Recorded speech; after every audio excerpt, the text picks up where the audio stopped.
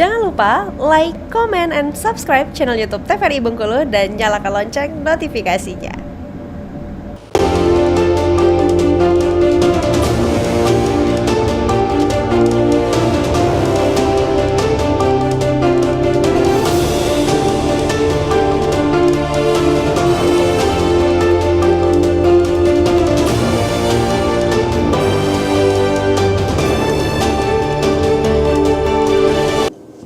Ya pemirsa, Anda kembali bersama kami tentunya masih di Berendo. Kita kembali membahas nih seputar dengan bagaimana waspada untuk mafia tanah. Tadi kita menyambung obrolan diskusi bersama dengan Bapak Eri Pak terkait dengan bagaimana mungkin langkah dari BPN untuk mencegah praktik mafia tanah. Silakan Bapak. Ya.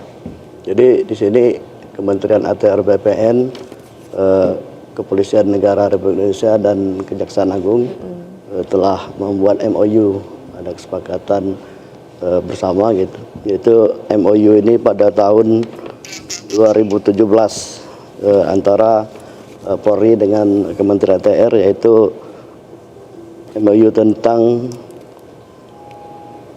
kerjasama di bidang agraria dan pertanahan dan tata ruang, dan selanjutnya dilakukan kembali MOU antara Kementerian ATR BPN dan Kepolisian, yaitu pada tahun 2022 tentang sinergitas tugas dan fungsi bidang agraria atau pertanahan dan tata ruang, dan selanjutnya yaitu MOU ATR BPN dan Kejaksaan Republik Indonesia pada tahun 2020, yaitu dalam rangka koordinasi dan kerjasama pelaksanaan tugas dan fungsi dalam rangka penegakan hukum dan pemulihan aset di bidang agraria atau pertanahan dan tata ruang. Ya. Dengan adanya MOU di tingkat pusat ini, selanjutnya di turunannya yaitu adanya MOU antara Kanwil BPN Provinsi Bengkulu dan Polda dan Kejaksaan Tinggi Bengkulu. Kemudian dengan adanya MOU itu, maka kita bersama-sama membentuk satuan tugas mafia tanah itu. Ya. Jadi satuan tugas mafia tanah ini dalam rangka yaitu tugasnya yaitu untuk memberikan sebagai koordinator dan fasilitator dalam rangka percepatan penanganan kasus mafia tanah tadi. Berupa itu kita nantinya pada masyarakat yang ingin mengadu tentang mafia tanah, ada kasus mafia tanah ini, kita arahkan melapor ke Satgas dan dibantu percepatan untuk laporan polisi itu. Jadi kita bekerja berdasarkan laporan polisi kalau mafia tanah ini. Jadi bukan berdasarkan pengaduan yang ditujukan ke Kanwil BPN. Karena di sini kita tidak bisa menindaklanjuti karena keterbatasan anggaran dan sumber daya. Jadi kalau ininya LP itu ada masalah itu kita laporkan ke Satgas, nanti kita bantu percepatannya untuk membuat laporan polisi tadi. Jadi setelah adanya laporan polisi, baru mafia tanah nanti menindaklanjuti laporan polisi itu, dan kita sebagai BPN di sini menyiapkan data, Kepolisian sebagai investigator dan Kejaksaan sebagai eksekutor. Jadi kita tiga instansi ini berkolaborasi sifatnya Bu, dalam rangka untuk menindaklanjuti laporan polisi tadi. Iya. Kalau dari pihak BPN sendiri Bapak untuk memastikan keaslian dan keabsahan dokumen itu seperti apa Pak? Nah, ini kalau kita ingin memastikan keahlian di sini, kalau kalau bagi masyarakat bisa mengecek di aplikasi Sentuh Tanahku. Sentuh Tanahku. Ya, aplikasinya bisa dibuka di situ, di Sentuh Tanahku. Jadi bisa dicek sertifikatnya. Oke. Atau datang langsung ke kantor pertanahan. Jadi lewat loket gitu, mengajukan permohonan pengecekan misalnya. Oke. Jadi memang terbuka ya Bapak ya untuk laporan. Kalau udah di loket nanti kita cek tanahnya sesuai nggak dengan warga-warga yang ada di BPN surat tanahnya gitu, buku tanah gitu di BPN gitu. Iya, baik. Jadi bisa mungkin masyarakat di sini mengakses tadi ya Bapak ya. Ini aplikasi atau gimana Pak, Satuan Tanahku tadi Pak? Aplikasi. Oh, aplikasi. Mungkin pemirsa di rumah nih bisa mulai download ya Pak aplikasi Satuan Tanahku untuk melihat keaslian dan juga keabsahan dokumen tadi. Jangan sampai nanti pas dicek, wah salah nih datanya gitu ya.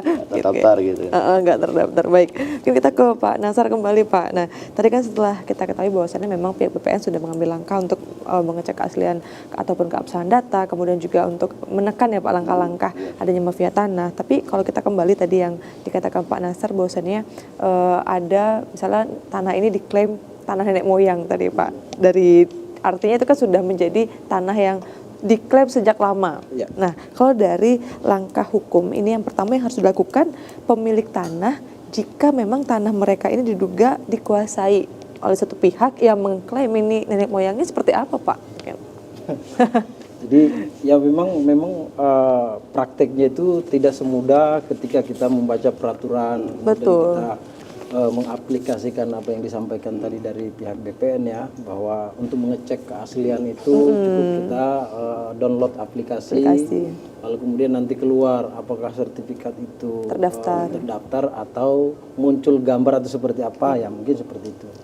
Tapi dalam praktek kami di praktisi di lapangan bahwa betul yang saya sebutkan tadi, ada 9 pokok peraturan yang berkaitan dengan urusan-urusan tanah. Ini berhubungan adanya pengakuan tadi bahwa ini adalah tanah nenek moyang. Klaim. Nah, saya kelompokkan 2 ya. Ketika saya kelompokkan bahwa saya di posisi pihak yang mengaku sebagai kepemilikan tanah dari nenek moyang, maka yang pertama itu adalah pengakuan atau saksi. Itu dapat mempengaruhi kemungkinan nanti ada bukti petunjuk dari keterangan saksi. Siapa yang kita butuhkan yang Saksi. paling mendasar itu adalah batas. Batas itu penting. Nah, yang kedua, orang tua yang lebih dahulu tinggal di lingkungan tersebut. Berarti sudah lama menetap di sana ya? Misalnya nih kita kenal, kalau di Bengkulu ini kita kenal namanya tokoh masyarakat. Iya, betul. Itu dapat kita akses untuk informasi. Betul bahwa nenek moyangnya yang sudah dahulu menguasai dan lain sebagainya. Namun tatanan administrasi berkenan dengan PP 24 tahun 97 tadi tentang pendaftaran tanah tidak dapat kita ajukan permohonan surat hanya berdasarkan pengakuan tanah nenek moyang karena ada administrasi. Nah, sehingga itu harus dikuatkan dengan administrasi, yaitu mulai dari RT, RW, lalu kemudian kelurahan, kemudian kecamatan. Karena produk yang paling di bawah ini alasak tadi yang ada kaitannya alasak itu adalah pengakuan saksi tadi, tokoh masyarakat, lalu kemudian RT, RW. Nah, ini RT RW ini masuk ke dalam rangkaian ini ya Pak ya? Itu rangkaian administrasi menguatkan keterangan yang tokoh masyarakat tadi ya, saksi gitu ya. Batas. Karena betul. Mau kita cek bahwa betul atau tidak ini adalah milik nenek moyangnya, kan tidak mempunyai seperti misalnya dokumen atau surat-surat. Betul. Nah, tapi masyarakat bahwa mengakui bahwa penguasaannya ini memang dari nenek moyangnya gitu. Nah, karena itu ciri khas itu masih dapat kita temukan di generasi ini, masih kita temukan. Iya. Nah, itu saya kelompokkan di posisi kita sebagai pemilik atau yang mengklaim tanah dan milik dari nenek moyang kita. Nah, lalu kemudian kita kelompokkan lagi, kita sebagai orang yang dirugikan atas klaim tersebut tadi. Iya, kalau kita yang dirugikan gimana? Yes. Nah, langkah apa yang kita harus lakukan? Tentu yang rata-rata itu hampir 80 sampai 90% itu yang merasa dirugikan itu punya alas hak. Oh iya. Nah, itu rata-rata tuh yang dirugikan tuh. SKT gitu ya? SKT ataupun sertifikat, lalu kemudian hamili adat, lalu kemudian surat garap, itu yang sering kita temukan di praktek lapangan. Apa kira-kira yang harus kita lakukan? Ya tentu kalau saya posisikan, saya harus mengecek kebenaran daripada surat atau administrasi ini. Karena terkadang baru dibuat tapi registrasi seolah-olah sudah Lama. 30 atau 40 tahun yang lalu. Tapi kalau kita Tapi baru dibuat. secara kasat mata itu jelas bahwa itu mungkin baru 2 tahun atau 3 tahun dibuat. Nah, itu nyata itu di lapangan kita temukan. Iya. Oke, baik. Kita kembali ke Pak Eri, Pak. Mungkin Pak, tadi menyambung Pak ini obrolan tadi. Kalau misalnya ada pengakuan atau misalnya ada masyarakat di sini merasa dirugikan, Pak, itu kalau dia datang ke BPN, kira-kira apakah sama rentetannya seperti disampaikan dengan Pak Nasar atau gimana, Pak? Jadi di sini permasalahannya ini Pak tadi Pak apa yang tidak punya surat-surat sama yang punya surat-surat. Iya, dibalik sudut pandangnya. Jadi perlu kita jelaskan juga di sini kalau yang menyangkut alasa itu ada 3 itu kan, ada surat jual beli, waris, hibah gitu kan Pak. Ini biasanya kalau walaupun tanahnya udah lama gitu dikuasai gitu kan, mungkin ada pengakuan bahwa si A ini cucunya si B gitu. Gitu. Jadi ada pengakuan, nanti kita kalau memang belum ada surat-suratnya kita buat suratnya kan.